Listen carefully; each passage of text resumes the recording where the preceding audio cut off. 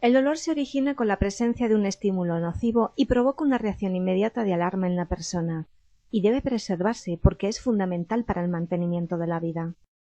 En respuesta a un estímulo nocivo, sea químico, térmico, de presión o de cualquier otra característica que pueda provocar dolor, se activan unas terminaciones nerviosas libres llamadas nociceptores.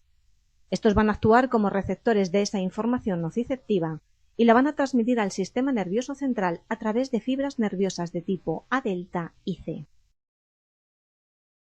En la membrana celular de estas neuronas existen unos receptores que pueden ser canales iónicos, esto es, que modifican el tránsito de iones dentro y fuera de la neurona, o receptores metabotrópicos, es decir, que provocan cambios en la síntesis de proteínas citoplasmáticas, que codifican información relacionada con cambios de presión, de temperatura o de pH. Una vez estimulados los nociceptores, estos provocarán cambios en la carga eléctrica de la membrana neuronal, lo que resultará en la propagación del estímulo nervioso hasta el asta dorsal de la médula. Allí se libera glutamato, un aminoácido excitador que se unirá a un receptor localizado en una neurona postsináptica que transmitirá la información hacia los centros superiores del sistema nervioso central, llegando al tálamo y a la corteza cerebral. Desde estos mismos núcleos superiores se ponen en marcha vías descendentes que llegarán de nuevo al asta dorsal de la médula y liberarán sustancias endógenas inhibidoras que actuarán modulando la transmisión del estímulo, es decir, la cantidad de información que será transmitida desde la médula espinal hacia los centros superiores.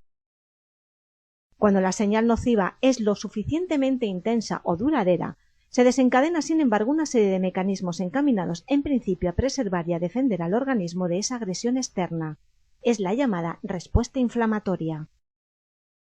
Cuando el organismo recibe señales de la existencia de una agresión externa, bien sea una infección, un traumatismo o una lesión, se produce la activación de distintas células relacionadas con el proceso inflamatorio, como son neutrófilos, mastocitos, basófilos, que migrarán hasta la zona de lesión provocando la liberación de sustancias proinflamatorias como las citoquinas, la bradiquinina o la histamina.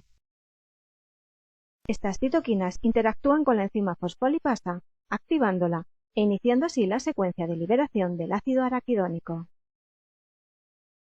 La respuesta más importante relacionada con la inflamación se produce con la activación de la llamada cascada del ácido araquidónico. El ácido araquidónico es un elemento constitutivo de la membrana celular de todas las células del cuerpo humano. Cuando se produce una activación del sistema inmune, este ácido araquidónico se desprende de la membrana celular. Al estar libre en el citoplasma, es atacado por unas enzimas denominadas ciclooxigenasas. El ácido araquidónico, al unirse a estas ciclooxigenasas, sufrirá modificaciones de su estructura química, lo que dará lugar a la formación de una amplia familia de sustancias denominadas genéricamente icosanoides y clásicamente divididas en tres familias: los tromboxanos, los leucotrienos y las prostaglandinas.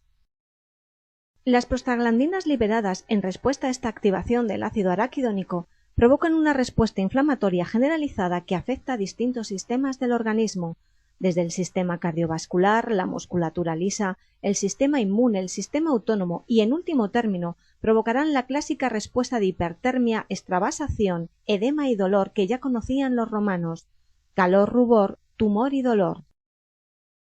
En ciertas ocasiones, la inflamación se transforma en un proceso patológico. En este caso, el dolor crónico ha perdido su función de defensa para convertirse en una entidad que no aporta nada al proceso curativo, generalmente al contrario suele ser un freno, y que empeora la calidad de vida y aumenta el sufrimiento del paciente. Desde 1992 se conoce la existencia de al menos dos isoformas de la enzima ciclooxigenasa, las llamadas COX-1 y COX-2. Ambas participan en la regulación de la homeostasis con papeles bastante repartidos. La COX-1 es responsable de la síntesis de prostaglandinas determinantes en la función cardiovascular, fundamentalmente antiplaquetaria y antitrombótica, y en el tejido intestinal. La COX-2, aunque participa también en funciones relacionadas con la homeostasis, en el riñón, el sistema nervioso central, el endotelio vascular, el estómago, la próstata y los ovarios, juega un papel crítico en la respuesta al dolor, ya que se ha visto que se sobreexpresa, aumentando su expresión hasta 20 veces cuando se produce un fenómeno doloroso. La estructura química de ambas ciclooxigenasas es extremadamente similar. De hecho, el centro catalítico, donde se produce la transformación del ácido araquidónico en prostaglandinas, solo se diferencia en 2 aminoácidos localizados concretamente en la posición 523. Así, donde en la COX-1 figura una isoleucina, en la COX-2 figura una valina. Esta diferencia, que en muchas moléculas podría pasar incluso desapercibida, tiene una repercusión determinante en la estructura de estas 2 isoenzimas. La estructura tridimensional se modifica dramáticamente, creándose en la COX-2 un canal hidrofóbico más ancho y dando lugar a la aparición de un bolsillo inexistente en la COX-1. Desde hace más de 100 años se sabe que es posible bloquear farmacológicamente la ciclooxigenasa, impidiendo la formación de los eicosanoides y por tanto impidiendo el desarrollo del proceso inflamatorio. Es el mecanismo de acción de los antiinflamatorios no esteroideos, clásicamente llamados AINE. Estos fármacos se introducen en el canal hidrofóbico de la COX, impidiendo el acceso del ácido araquidónico y con ello la formación de las prostaglandinas. Desde el descubrimiento de la isoenzima 2 de la ciclooxigenasa, se buscó sintetizar fármacos que fueran capaces de bloquear exclusivamente la isoenzima 2, responsable fundamental del proceso inflamatorio, sin impedir el correcto funcionamiento de la COX-1. Así se crearon los antiinflamatorios no esteroideos selectivos o COSIP, que actúan igual que los AINE tradicionales, pero por su estructura química solo son capaces de bloquear la COX-2, interactuando con el bolsillo hidrofóbico inexistente en la COX-1. Hasta el momento se han sintetizado numerosos fármacos selectivos de la COX-2, pudiéndose globalmente agrupar en 2 grandes familias en función de que contengan en su estructura química un grupo sulfona o un grupo sulfonamida. Por el momento son estos últimos, los derivados sulfonamida y en concreto Celecosip, el que ha demostrado un mejor perfil farmacológico y el único autorizado y comercializado tanto en Europa como en Estados Unidos.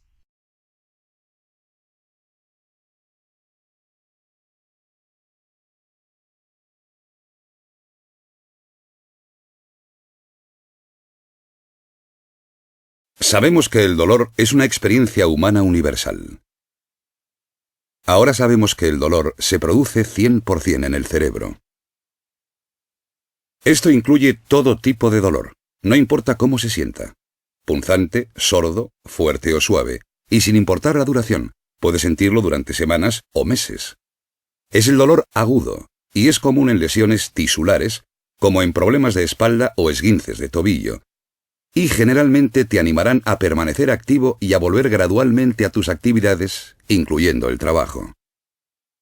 O puede que lo hayas tenido durante 3 meses o más. Es el llamado dolor persistente o crónico.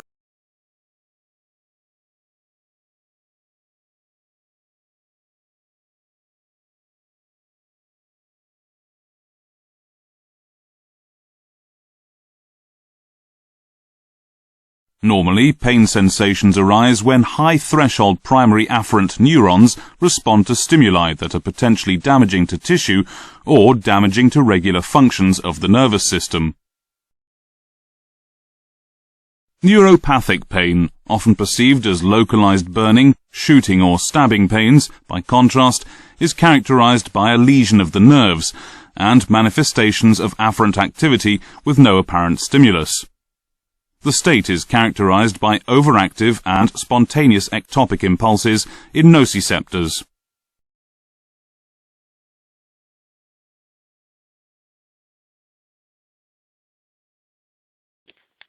Dolor nociceptivo. El dolor nociceptivo es beneficioso para el organismo, ya que invoca acción de protección y defensa para evitar un mayor daño y para ayudar en la reparación tisular y la regeneración. El proceso de detección del dolor es llevado a cabo por los nociceptores, los cuales son neuronas especializadas en la recepción del dolor. Son activados en presencia de daño tisular o inflamación, procesos en los cuales se liberan sustancias que activan los receptores específicos de las fibras sensoriales. Bradicinina, liberada en el daño tisular y presente en el exudado de la inflamación, sensibiliza a los nociceptores para otros estímulos como temperatura y tacto. Actúa cooperando con la serotonina. Actúa en las células postganglionares simpáticas, provocando liberación de ácido araquidónico. La serotonina. La serotonina es un neurotransmisor, es decir, una sustancia encargada de transmitir las señales nerviosas a través de las neuronas. Histamina. una sustancia química presente en las células de todo el cuerpo, que se libera durante una reacción alérgica y una de las sustancias responsables de las señales que indican la inflamación. Prostaglandinas. Existen evidencias acumuladas de que las prostaglandinas desempeñan un papel importante como mediador de la inflamación y la fiebre. Adenosina, producida durante la inflamación, estimula las fibras C, mediados por los receptores. Sustancia P. Está localizada en las neuronas de la raíz dorsal de la médula espinal. Intensifica el dolor por mecanismos que involucran la inflamación, la liberación de enzimas lisosomales y estimula citocinas y activa linfocitos.